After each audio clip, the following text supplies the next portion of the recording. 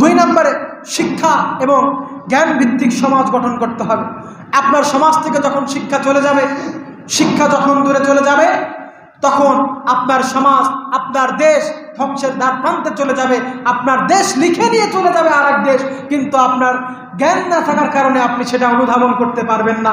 যেমন বাংলাদেশের মুসলমানেরা, বাংলাদেশের যুবকেরা এখনও অনেকে জানেই না যে আমাদের পার্শ্ববর্তী দেশ আমাদের বিরুদ্ধে কেমন ষড়যন্ত্রে লিপ্ত হয়েছে, এই কয়েকদিনে কেমন ষড়যন্ত্র তারা করছে, তারা সেগুলো জানে না। তারা পড়ে আছে যে কোন খেলোয়াড় কী করলো, কোন নায়ক কী করলো, কে কী করলো, এগুলো নিয়ে তারা পড়ে আছে। এই জন্য আমাদের সমাজটাকে শিক্ষা ও জ্ঞান ভিত্তিক করতে হবে। তিন নম্বর আমাদের যেটা করণীয় সেটা হচ্ছে ন্যায় বিচার প্রতিষ্ঠা করতে হবে এবং দুর্নীতি দমন করতে হবে। সকল প্রকার দুর্নীতি যখন আপনার সমাজ থেকে দূর হয়ে যাবে, তখন আপনার সমাজটা শান্ত হবে এবং ন্যায় বিচার যখন প্রতিষ্ঠিত হবে, তখন আর যারা ষড়যন্ত্র করে তারা আর ষড়যন্ত্র করার সাহস পাবে না। এই জন্য ন্যায় বিচার এবং দুর্নীতিকে দমন করতে হলে ইসলামকে ক্ষমতায় বসাতে হবে। কথা বলে না মুসলমান? ইসলামকে ক্ষমতায় বসাতে হলে যেই পদ্ধতি রয়েছে, যারা ইসলামের জন্য কাজ করছে তাদেরকে কেমন করে ক্ষমতায় আনা যায় সেই পদক্ষেপ আমাদেরকে নিতে হবে। সম্মানিত প্রিয় বন্ধুগণ, সময় সীমিত, এই জন্য সংক্ষিপ্ত বলার চেষ্টা করছি। 4 নম্বর আমাদেরকে যেটা করতে হবে, অর্থনৈতিক আত্মনির্ভরতা গড়ে তুলতে হবে। আমাদের দেশটা এমন ভঙ্গুর অবস্থায় রয়েছে, প্রত্যেকটা দেশের কাছে ঋণ, বিশ্ব ব্যাংকের কাছে ঋণ, আমেরিকার কাছে ঋণ, প্রত্যেকটা নামি দামি ভারতের কাছে ঋণ, ভারতের আদানি গ্রুপের কাছে ঋণ, ভারত থেকে গ্যাস, তারপরে গ্যাসটা আমাদের বাংলাদেশে আছে, ভারত থেকে কারেন্ট, ভারত থেকে ইন্টারনেট, ভারত থেকে আলু, ভারত থেকে পেঁয়াজ, আমেরিকা থেকে অমক, মানে নানা দেশ থেকে শুধু আমাদের দেশের ধার করে চলতে হয়। বিশ্ব ব্যাংকের কাছে ঋণ নিয়ে আমাদের দেশ ঋণ ছাড়া কোনো কিছু করতে পারে না। এই যে ঋণের খেলাপি, এইটা আমাদের দেশের বাংলাদেশের জনগণকেও ভোগ করতে হয়। সরকার যখন ঋণ নিতে নিতে দেশের অবস্থা 12টা বাজায় দেয়, তখন আবার আমার দেশের সরকার প্রধানেরা সব কিছুর দাম বাড়িয়ে দেয়, আর ভোগান্তির মধ্যে পড়তে হয় আমাদেরকে। কথা বলে না?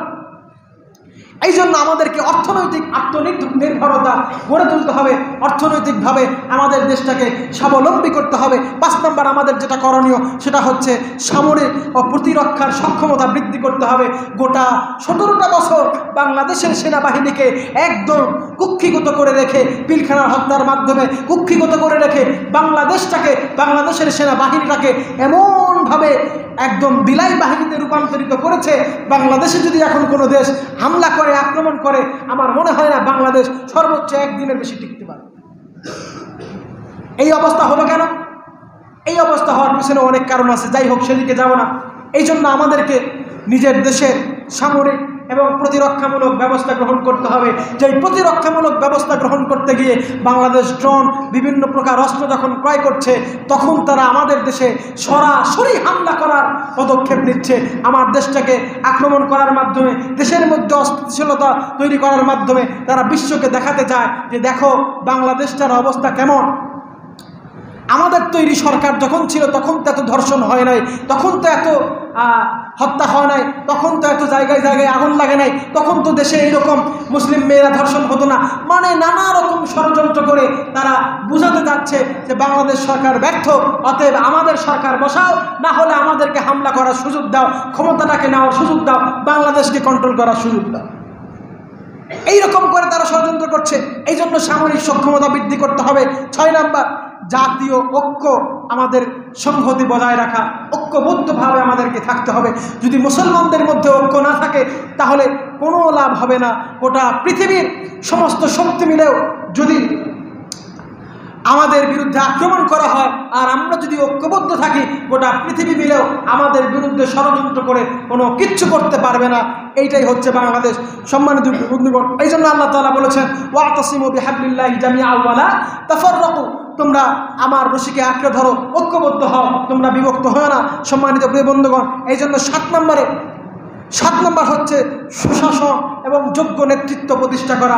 এই যে আমাদের দেশের নেতাকর্মী, এরা কি হয়, বংশ পরম্পর তারা নেতা হয়, কিন্তু সে যোগ্য কিনা, সেই পদের জন্য সে যোগ্য কিনা, এইটা আমরা বাছাই করি না। যার কারণে অযোগ্য নেতৃত্বের কারণে আমার দেশটার আজকে এই অবস্থা। এই যে বাংলাদেশে এইরকম হামলা হচ্ছে, এইরকম বাজে অবস্থা, আমি দেখলাম না সরকারের পক্ষ থেকে ইসকনের বিরুদ্ধে একটা টু শব্দ করেছে,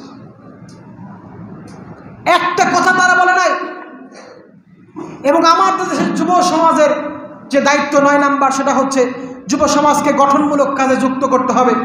আউল ফাউল কাজে যুব সমাজকে যুক্ত হওয়া যাবে না। 10 নাম্বার যেটা, আন্তর্জাতিক এবং কূটনৈতিক সম্পর্ক বৃদ্ধি করতে হবে। আন্তর্জাতিক এবং কূটনৈতিক সম্পর্ক যখন আমরা বৃদ্ধি করব, অর্থাৎ আমার দেশের যে শত্রু, সেই শত্রুর যে শত্রু, তার সঙ্গে আমাদের সম্পর্ক সুন্দর করতে হবে, তবেই আমাদের দেশটাকে আমরা রক্ষা করতে পারব।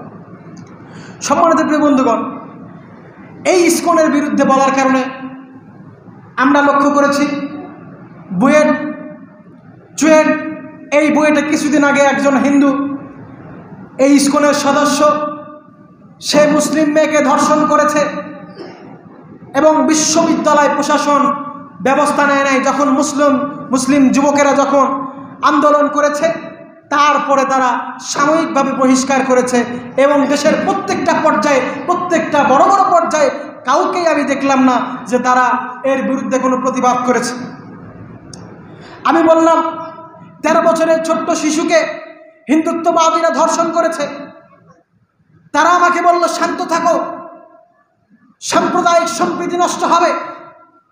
আমি বললাম, বুয়েটে শ্রীশান্ত হিন্দুত্ববাদীদের গ্রুপ চ্যাটে মুসলিম নারীদের পোশাক নিয়ে নোংরা মন্তব্য করা হচ্ছে, সেগুলো প্রকাশ্য দিবালোকে ভাইরাল হচ্ছে, ধর্ষণ করে বাকিদের সাথে রসিয়ে রসিয়ে হাস্যরসের মাধ্যমে তারা গল্প করছে।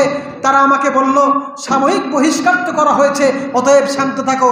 আমি বললাম, ভাগওয়ারা নিয়ে কথা বলায় মসজিদের খতিবকে তারা গায়েব করে দিয়েছে, অপহরণ করেছে। সেই মসজিদের খতিবকে ভারতের সীমান্তে, বাংলাদেশের সীমান্তে পাওয়া গেল। আমাকে বলা হলো যে ইসকনের বিরুদ্ধে কিছু বলা যাবে না, ইসকন লেখা যাবে না, খবরের পত্রিকায় লেখা যাবে না, সাম্প্রদায়িক সম্প্রীতি নষ্ট হবে। আমি বললাম, হিন্দুত্ববাদীরা শিশু ধর্ষণ করলেও মিডিয়া কেন চুপ থাকে? সাম্প্রদায়িক সম্প্রীতি নষ্ট হবে। আমাকে বলা হলো সাম্প্রদায়িক সম্প্রীতি ধরে রাখা জরুরি, সাম্প্রদায়িক সম্প্রীতি নষ্ট হলে বাহির বিশ্বের আক্রমণ করা হবে। আমি বললাম, পুলিশ কেন শিশু ধর্ষণের প্রেম বলে চালিয়ে দিতে চাইলো? তারা আমাকে বলল, পুলিশ তার দায়বদ্ধতা রয়েছে, সে চাইলেই যা কিছু করতে পারে না। আমি বললাম, চারদিকে হিন্দুত্ববাদীরা নারীদেরকে ধর্ষণ করছে, এটা কি পরিকল্পিত না? ইসকন কি দাঙ্গা বাঁধাতে যাচ্ছে না? তারা বলল, বুঝতেই তো পারছো, শান্ত থাকো, শান্ত থাকো, না হলে লিক সুযোগ পাবে। আমি বললাম, শুধু আমাদেরকেই কেন শান্ত থাকতে হবে? আমাদেরকেই কেন শান্ত থাকার নসিহত করতে হচ্ছে? তারা বলল, ওদেরকে থামাও না কেন? আমাকে বলল, আব্বু, আমাদের আব্বুরা মাইন্ড করবে, তাই কিছু বলা যাচ্ছে না, আপাতত লালন মেলা নিয়ে ব্যস্ত আছি, তোমরা শান্ত থাকো। আমি তাদেরকে বলতে চাই, ওহে মহাগুরুজন, দিনে দিনে বহু বাড়ি আছে দেনা, সুদিতে হইবে ঋণ, দেশ হয়ে আছে শান্ত, শেষ হয়ে আছে শান্ত থাকার দিন। এই জন্য আমি বলতে চাই, বাংলাদেশের মুসলমানেরা আর শান্ত থাকার সময় নাই। আমার দেশটাকে নিয়ে তারা এইভাবে ষড়যন্ত্র করছে, শান্ত থাকার আর কোনো সময় নাই। আমাদেরকে আর শান্ত থাকার সময় নাই। আমাদেরকে ঐক্যবদ্ধভাবে তৈরি হয়ে যুদ্ধের জন্য প্রস্তুত থাকতে হবে। ভারতের ইসকন যদি তাদের ইসকনি কায়দায় আমাদের উপরে হামলা করে, আমরা মুসলমানেরা শাহজালালের ভূমিকায় অবতীর্ণ হয়ে তাদের ক্ষমতাকে তছনছ করে দিয়ে, তাদের দিল্লিকে ধ্বংস করে দিয়ে, চুরমার করে দিতে প্রস্তুত আছি। ঠিক কিনা মুসলমান? এই জন্য তাদের ষড়যন্ত্রকে আমরা ধূলিসাৎ করে দেব। প্রত্যেকটা লাইন থেকে আমরা ডান বক্সগুলো চালু করে দেই এবং দোতলায় যারা আছি